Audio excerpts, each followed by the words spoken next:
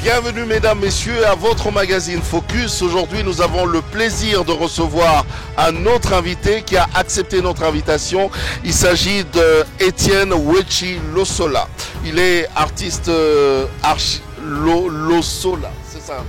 Losokola. Ah d'accord. Étienne Wechi Losokola. Il est architecte d'intérieur, designer et a accepté notre invitation. Étienne, bienvenue.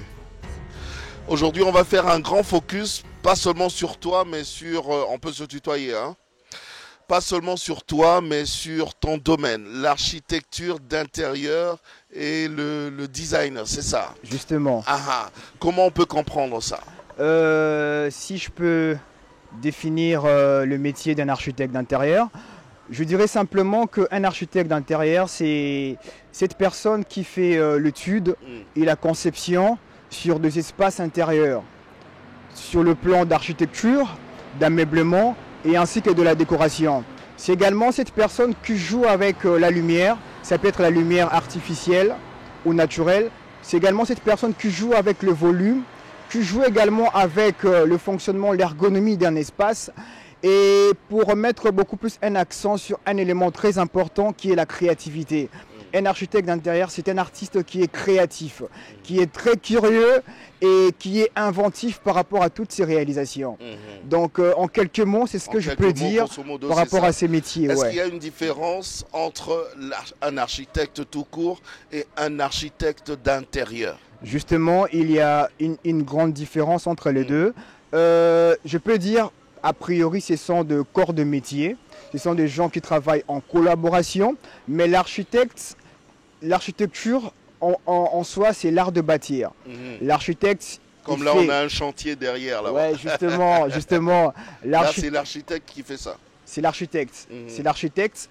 Déjà, sur le plan de la conception du plan, nous et l'architecte, nous faisons la conception de plan. Mais la différence, c'est par rapport à la structure. L'architecte apprend la structure d'une manière un peu élargie. Mais par contre, un architecte d'intérieur, il a une connaissance de la structure un peu superficielle. Parce que lui, il est beaucoup plus dans tout ce qui est aménagement intérieur, dans tout ce qui est décoration, dans tout ce qui est rénovation, réhabilitation de l'espace. Donc la différence, ça s'évoque beaucoup plus sur ce plan. Mais sur la conception de plan, nous et les architectes, nous faisons le même type de conception de plan. On est tous à la base de dessinateurs, de concepteurs, mais sur le plan de calcul de la structure. Moi, par exemple, quand on me demande de construire un bâtiment, je fais la conception, je fais appel à un ingénieur qui me fait le calcul de la structure et ensemble, on peut élever même un édifice. Ouais. Ça, c'est très scientifique et très artistique à la fois, ce que tu fais. Mais c'est qui t'a donné ce goût, cette envie d'attaquer cette profession?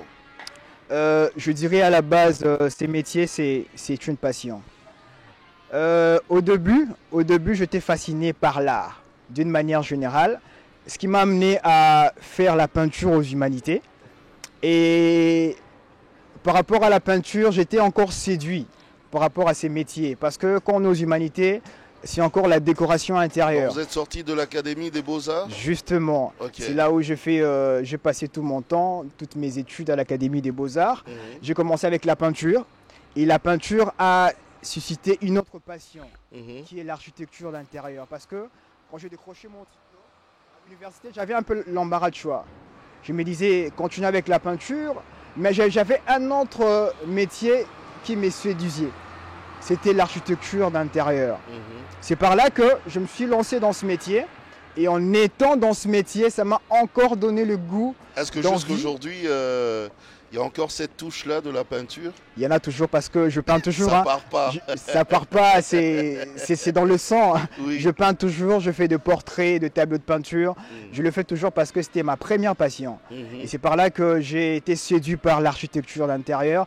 Et je me suis carrément lancé dans ça. Donc jusqu'aujourd'hui, c'est là que j'évolue, c'est dans l'architecture d'intérieur. Alors quand tu parles d'architecte d'intérieur, c'est pas ce qu'on appelait à l'époque assemblier. Oui, assemblée décoration. Oui. Non, vous voyez. C'est pas ça? Non, c'est ça, mais ça a évolué. Ça a vraiment évolué. Raison pour laquelle même l'appellation a changé. Peut-être que vous vous êtes dit, cette appellation, ça marche pas. Non, non, même pas. Ça fait pas technique, quoi. Non, ça n'a rien à voir. En fait, avant, c'était l'assemblée décoration. Donc, au début, hein, quand tu es aux humanités, tu es décorateur. Tu es décorateur parce qu'on t'apprend la décoration. Mais nous, on n'est pas des décorateurs. On est plus que ça. Un architecte d'intérieur n'est pas simplement un décorateur, il est plus que ça. Raison pour laquelle. Dans les calculs. Voilà. Raison pour laquelle. Ouais, raison pour laquelle même quand j'étais en train de définir, j'avais bien dit qu'il intervient sur le plan d'architecture, d'ameublement et ainsi que de la décoration. Il y a un concept qui s'ajoute, c'est l'architecture.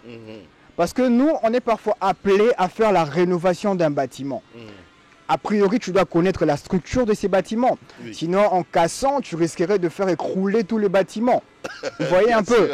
Raison pour laquelle un architecte d'intérieur, ce n'est pas un décorateur. Là, vraiment, c'est vraiment l'opportunité pour moi pour clarifier ce point. Parce que quand je suis appelé par un client, il me dit « Ah, tu fais de la décoration ?» Je dis « Non, moi je fais de l'architecture d'intérieur. Okay. Ah, mais ce n'est pas de la déco, non, c'est plus que ça. » Parce que nous avons trois parties. Nous avons l'architecture, l'ameublement et la décoration. Nous appelez simplement décorateur, c'est comme si vous appelez un docteur infirmier. Ok. Ouais. Okay. Et pourtant, on est plus que ça. Est-ce que la couleur du mur a une importance? La couleur est très importante. Parce que la couleur en soi, ça reflète la personnalité de la personne. Ok. La couleur est très importante et ça joue également sur le plan psychologique. Ah oui? Ouais. Raison pour laquelle vous... Par exemple, je prends un exemple un peu plus banal. Vous ne verrez jamais dans un hôpital, on a appliqué la couleur rouge ou jaune ou encore orange. Jamais. Pourquoi? Tout simplement parce que dans chaque espace, il y a des couleurs spécifiques pour ça. Parmi les couleurs, nous avons deux types de couleurs. Nous avons des couleurs froides et des couleurs chaudes. Dans des endroits tels que des hôpitaux, on utilise souvent des couleurs froides. Déjà, ça joue par rapport à la psychologie. Ok. Quelles sont les couleurs froides et quelles sont les couleurs chaudes? Si je peux citer les couleurs froides, nous avons la couleur grise, nous avons la couleur bleue, nous avons la couleur verte. Ce sont des couleurs froides. Les couleurs chaudes, nous avons le rouge, le jaune, l'orange et autres. Donc ce sont des couleurs chaleureuses, des couleurs vraiment chaudes. Et ça joue psychologiquement. La couleur noire et la couleur blanche, ce sont des couleurs neutres. Ce sont des couleurs neutres, ça permet de créer un équilibre. Et ils sont là pour... ils sont comme des arbitres.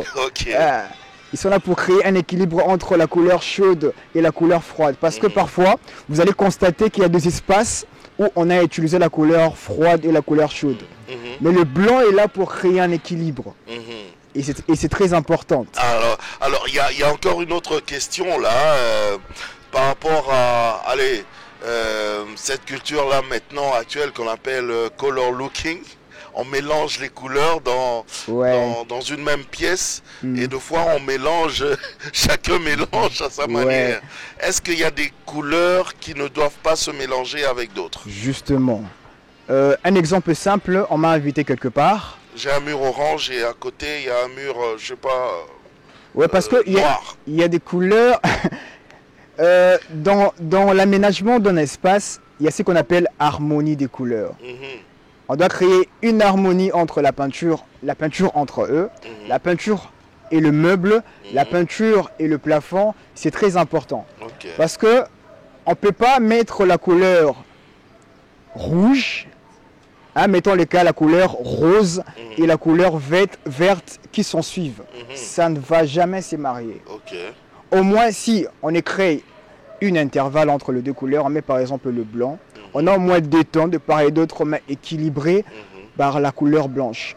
C'est très important parce que, vous voyez, à Kinshasa, les gens appliquent la couleur n'importe comment. N'importe comment. C'est juste parce que, j'aime beaucoup cette couleur, mais ce n'est pas la couleur appropriée pour cette pièce. Vous voyez un peu.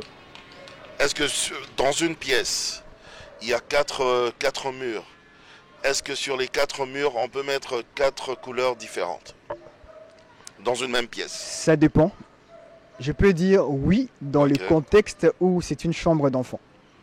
Ah. Parce que dans la chambre d'enfant, c'est la couleur qui est... On met beaucoup plus l'accent sur la couleur, la mélange de couleurs. C'est souvent généralement de couleurs primaires. Ok. Ouais, c'est souvent des couleurs C'est-à-dire, c'est quoi les couleurs primaires? Nous avons les couleurs primaires, nous avons le jaune, rouge et bleu. Ce sont les 3 couleurs.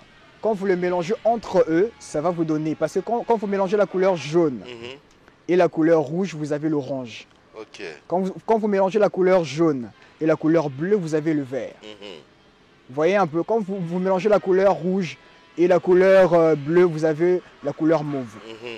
Ce sont des couleurs de base qui engendrent d'autres couleurs. Ok. Ouais.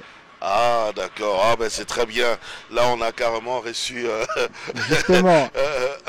un cours aujourd'hui. Alors, la dernière question que j'ai envie de poser, c'est celle-ci. Une question peut-être bête à la base, mais je la pose quand même. À une certaine époque, on ne pensait même pas à mettre du rouge dans une pièce. D'où est venue finalement cette culture d'oser mettre le rouge dans son salon ou dans sa chambre? Ouais. Ou dans son bureau? Justement, c'est une question très importante. Ah, elle n'est pas bête, hein? Non, elle n'est pas bête du tout. Vous voyez, dans le domaine des arts, il y a l'audace. Dans l'art, il faut oser. Souvent, il y a des gens qui ne veulent pas la couleur noire chez eux. Ça marche, hein? Ouais. Il y a des gens qui ne veulent pas la couleur noire chez eux. Ils disent, ah non, noir, c'est un mauvais signe, c'est la sorcellerie. Donc ça dit, on est dans des superstitions, beaucoup de choses à la fois.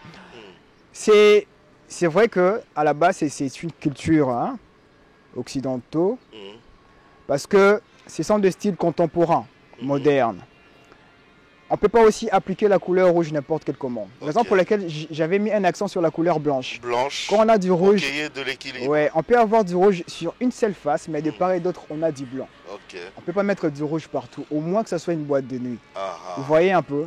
Ou du noir partout. Ouais, parce que la couleur rouge, c'est une couleur chaude. Ça a besoin d'être équilibré. Dans un salon, la personne aime beaucoup la couleur rouge, mais on peut harmoniser avec le blanc.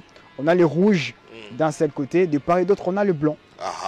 Ben c'est bien, c'est bien. Ouais. C'en est fini pour aujourd'hui, pour ce focus, mais on va pas se quitter comme ça. Forcément que les gens auront peut-être besoin de te contacter. Alors, il faut nous le dire déjà, comment te contacter, où sont tes installations, ton numéro de téléphone et tout ça. Et nous dire aussi si tu es cher ou pas cher, parce que on n'aime pas trop vous appeler chez nous, parce qu'on dit que vous êtes cher. Justement, c'est un problème en RDC. Les gens ont peur de contacter des architectes d'intérieur parce qu'ils se disent ils ont un peu un prix prohibitif. Vous êtes cher. Oui. Non, on n'est pas cher. Bon, ça dépend d'un projet à un autre. Raison pour laquelle, quand on est face à un client, on essaye de savoir un peu son budget. C'est par rapport à son budget, qu'on essaie un peu d'évaluer parce qu'on ne peut pas concevoir un projet. Donc c'est ce que tu fais maintenant? C'est ce que moi je fais. Moi, par rapport au budget du client? Justement, quand je suis face à un client, tu essaies de le faire rêver. J'essaie de le faire rêver son rêve. En fonction de son budget. De son budget. Justement. Ah ben ça c'est très bien. Ouais. Comment on fait pour t'avoir? J'ai ma page Facebook et Cookie Design. Si vous allez sur Facebook, vous tapez Cookie Design, il y a mes contacts. Et Cookie Design. Et Cookie qui veut dire porte. Donc c'est une porte que nous avons laissée ouverte au peuple congolais pour que le peuple congolais puisse offrir un peu nos services des architectes d'intérieur.